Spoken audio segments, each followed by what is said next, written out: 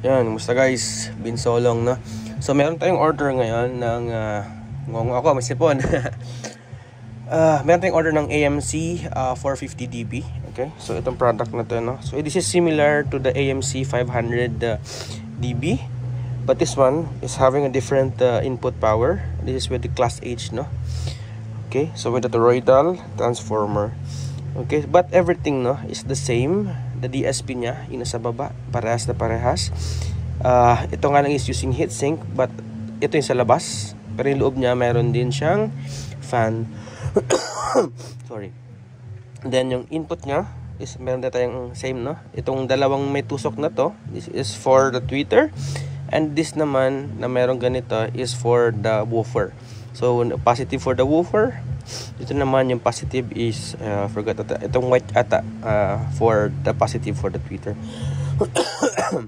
Okay, so ito lang, no. Hindi ko to kasi natakal sa AMC 450 AMC 500 dB. So meron siyang ano, no, may nagtanong dati, meron ba siyang dividing network? Meron siyang adjustable dividing network through software. So try natin siya, okay? So power on muna natin yung device, okay? Okay, so switch on natin. Okay, welcome. Okay, so naka-default siya 10 dB.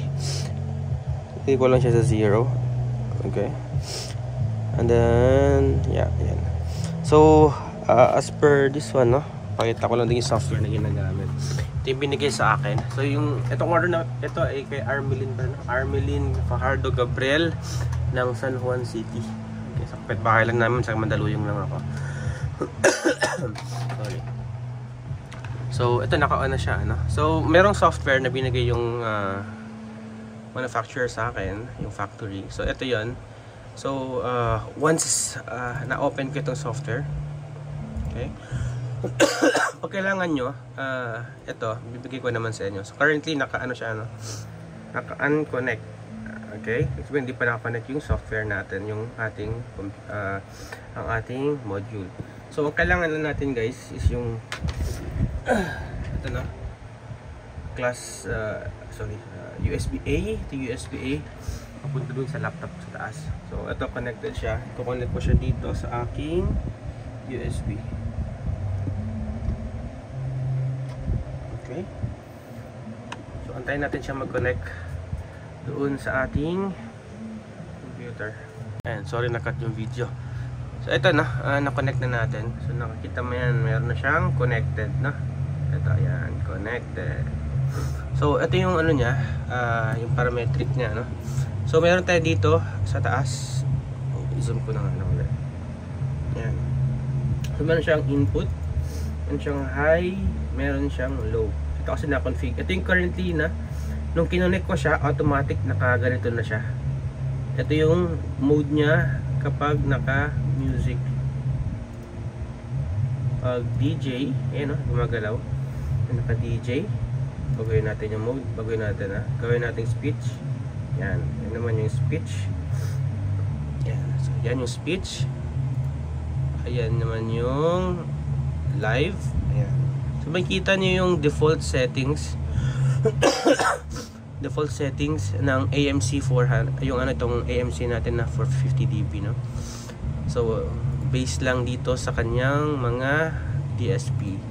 Ngayon, kung medyo sensitive ka, masyado kang maselan sa music at gusto mong baguhin yung DSP niya, nababago naman yan.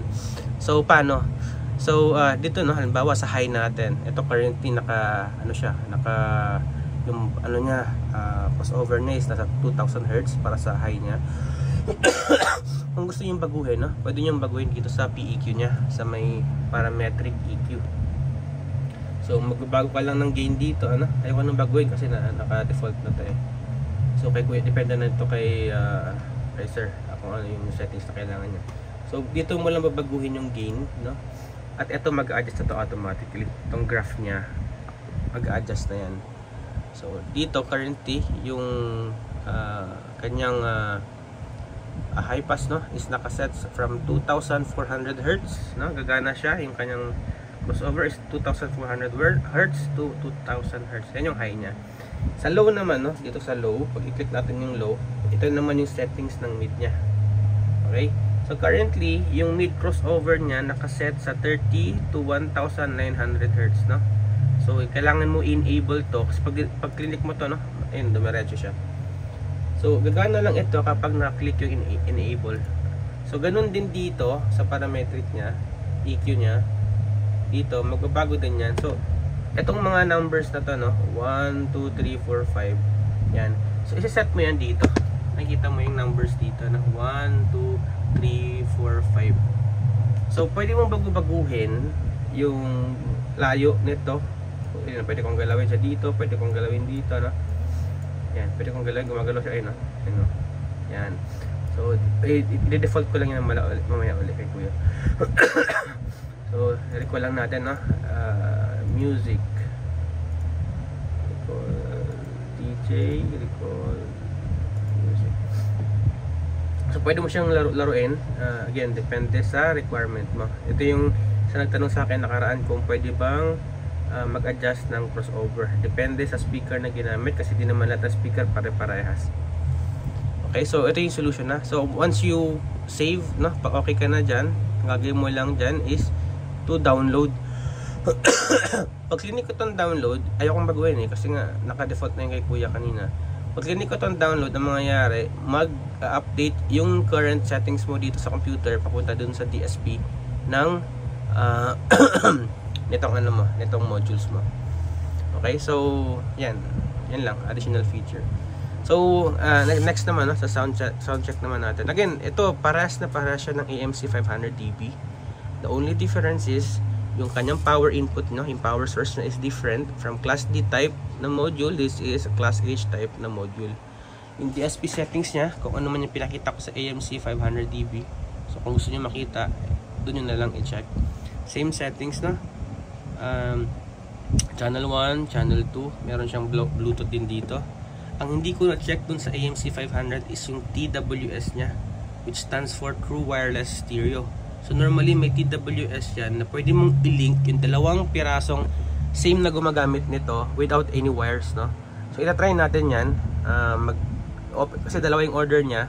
So yung isang unit andito, naka-sealed pa. So i-link natin yung dalawang speaker, okay, without any wires. Okay, so ito i-connect ka dun sa Bluetooth sa computer natin.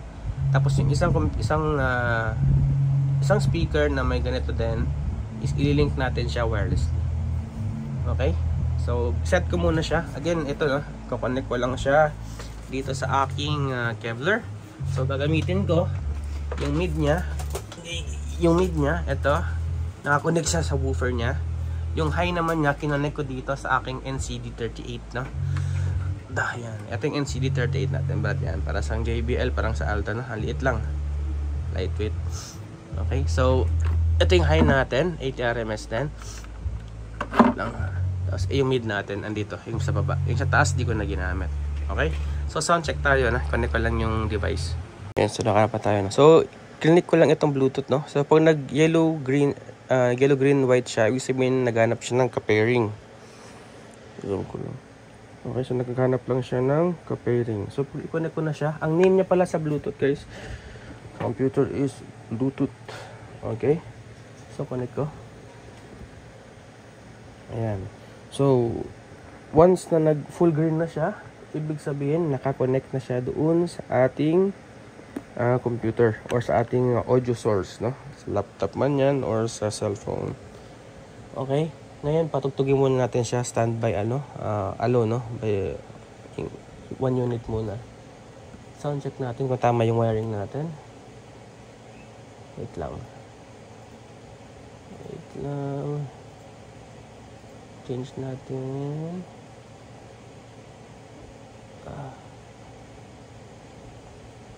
Yan. So, volume tayo, no? Again, Bluetooth. Ang Bluetooth natin, channel 2 lagi. Ayun na. So, ito is yung woofer nito at saka yung high doon. Okay, yung woofer dito at saka yung high doon. So, 9 PM. So, gumagana siya, no?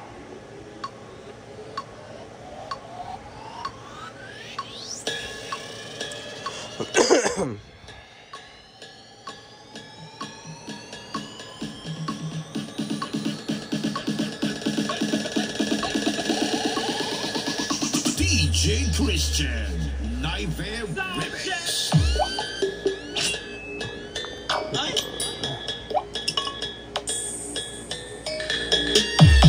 Ayan, naka-full dyan sa ano ko, pero ito lakas talaga pag to Royal Bird, no? 9pm pa lang to, naka-full sa laptop ko. Nakita mo yung kalansing, Brad? Yan ang kalansing ng NCD Neo. NCD 38. Sakit sa tenga, Brad.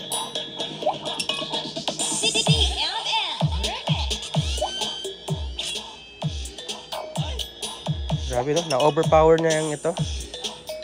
Yung kalansing.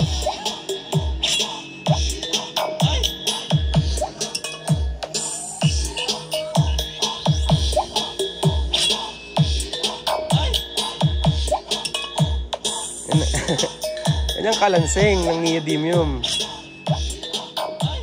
Okay.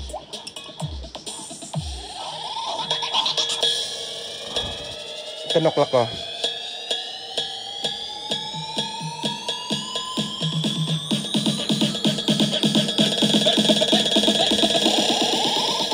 This is DJ Christian Naive Remix. 10 o'clock. Yan, 10.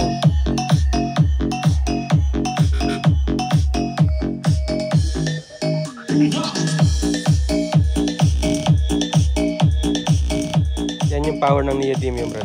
So, i-connect naman natin, no? Yung dalawa. Wireless. Walang XLR yan, bro, ha? Bluetooth lang to. Wait lang.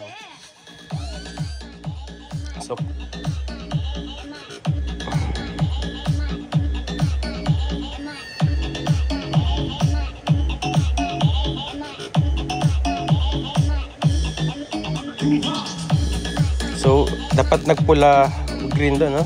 Ayun na, Brad. Yun ang pinindot ko, ha. Ngayon, gagawin ko. Off ko muna to kung sa ito. Ito naman kukunik ko. Bluetooth is out. Ayun, Brad, to. Wireless! Ito yung gumagana naman ngayon. Yung ating Neo, tsaka itong column natin. Okay? Dalawa yan, Brad. Walang wire.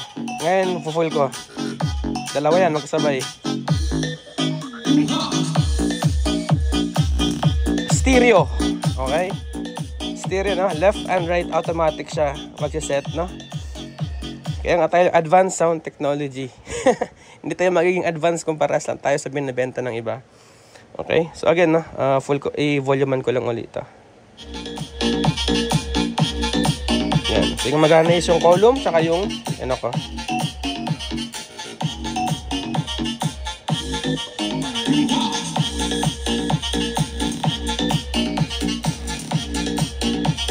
Sabay ko ngayon itong Kevlar tsaka itong NCD ko, 38. 38 lang yan, Brad. 1.5 voice coil. Paano pa kaya yung 44 voice coil? Okay. Next sound check tayo, Brad. Isa lang. Tilay collapse.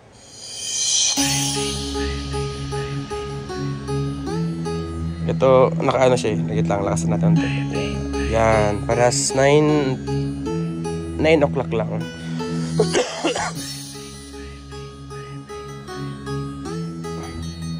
Brad, yan lang. Wireless surround. Ano, wireless stereo. True wireless stereo, no? Bluetooth. The best. Ang lakas ba, no?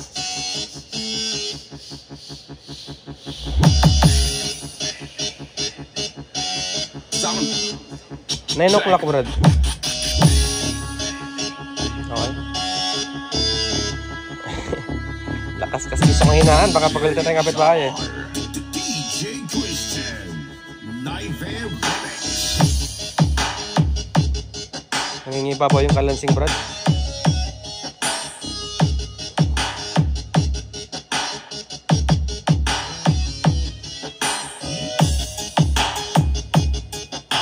Inahan ko lang, Brad, kasi nagka-sound din sa kabila. Ayokong magsatawan eh. Okay. Ayan. So yun yung guys, no? Yun yung demo niya for true wireless, no? Both for AMC tsaka ano. Ganito na sa akin kanina. Wait lang, share ko na lang din, no?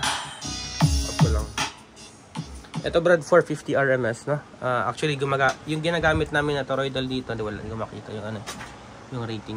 Yung ginagamit ko sa 500S na sub, pares lang siya ng size ng toroidal nito. So sabi sa akin maliit daw. Kasi nga Brad, nakita mo naman, no?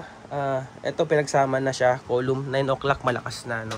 For sub application talaga, malakas na to kasi single channel lang naman. 'Di ba? Hindi naman natin kailangan ng yung class H na makita natin sa mga yung kasi malalapad, no?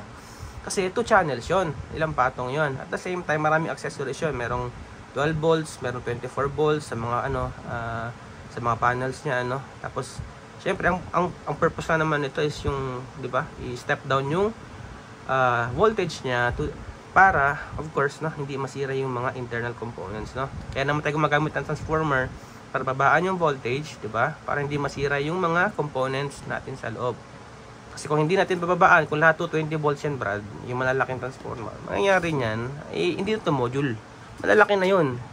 So anong point, 'di ba?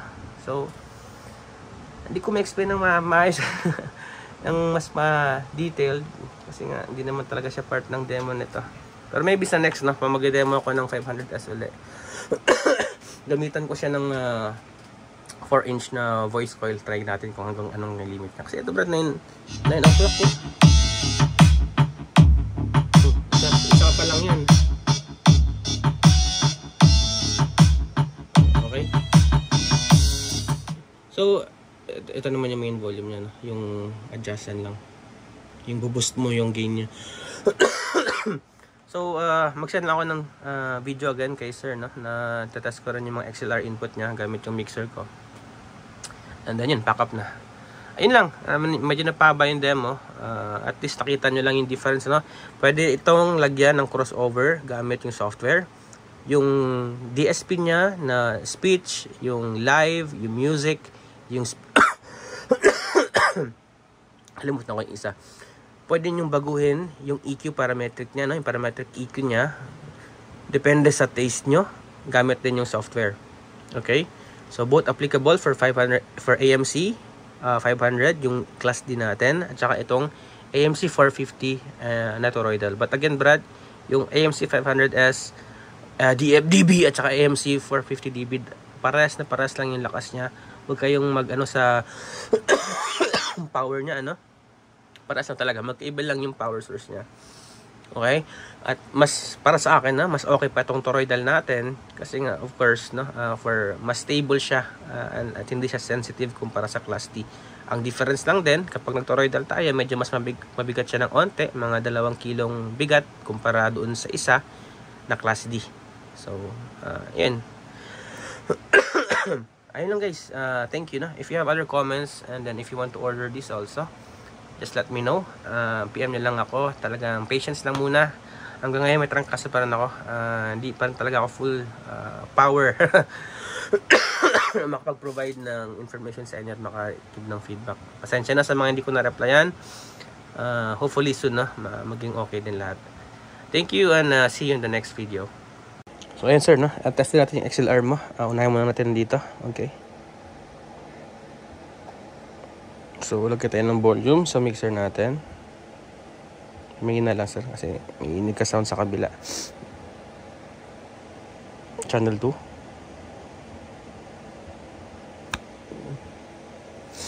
Wait lang. Ayan sir.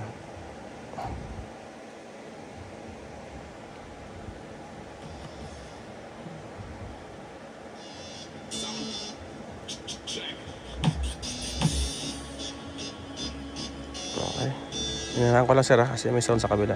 Pero gumagana sa XLR niya. Ito, naka 9 o'clock. Okay, ilipat ko sa kabila. Sa channel 2 at sa channel 1. Okay, sound check sa channel 1. Yan siya, merong output. Inahan ko lang sir Ito, hindi ko sinagad.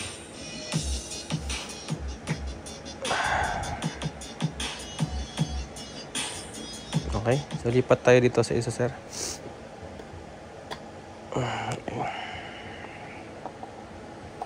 Okay, so channel 2, test natin.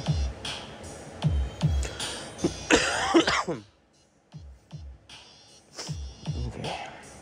So Okay, yung channel 2. Channel 1 sir, check natin. Ayan. Ayan sir, so lahat working papack ko na siya for delivery na. Ilalamove na lang natin. Thank you. Yung Bluetooth sir na ano pala, binidyo ko na. Check mo na lang sa YouTube mamaya. I-upload ko. Tapos sir yung ano pala no, sa connection, off ko lang muna saglit. Wait lang. Off ko lang yung source. Okay. Tapos pag off sir no, off natin dito. Off din natin lahat ng knob sa kabila no. Wait lang tayo sir mga 10 seconds bago hugutin para yung mga capacitor niya madidrain muna natin. Pero di naman actually madidrain agad yan. At least kahit pa paano no, yung mga short circuit maiwasan natin. Okay. So yung sa mga wiring sir no, dito malilito ka dito mamaya tanggalin ko lang tong mga to.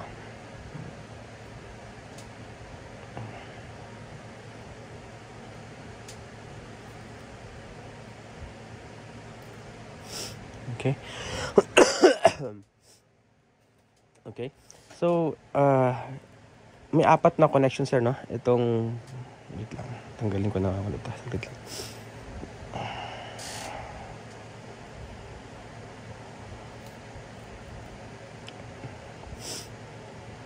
Yan, okay. Yan, so, makita mo sir, no? Sa dugtungan, yung dalawa tulis lang. Okay, wala siyang clip. Yung dalawa is may clip. So yung may clip na ganito, okay, yung clip ng ganito para to sa woofer. Okay. Itong dalawang may tulis, okay, para to sa tweeter. So itong mayroong asul na kinibit ko dito, isabihin ito tweeter positive. Ito naman sa kabila no, yung may blue, itong pares no. Yung may blue na to, nilagyan ko, ito yung is woofer or yung sub mo na positive. So sa kabila, ganun din no. Yung pangalawa, nilagyan ko din yon. Pero ito, nilagyan ko ng itim. Yung negative, positive yung isa. Ayun sir. Pag may tanong sir, chat mo lang ako. May problema sa unit no, PM mo lang ako. Okay? Pag may problema. Ayun lang sir. Tapos paano na lang sir, pahingi na lang ako ng sound check para ma-post ko din sa page ko para magkaroon naman ako ng, you know, good feedback sa mga products ko if magustuhan niyo yung product. Okay. So, ayun lang sir. Thank you and hope ma-enjoy niyo yung product.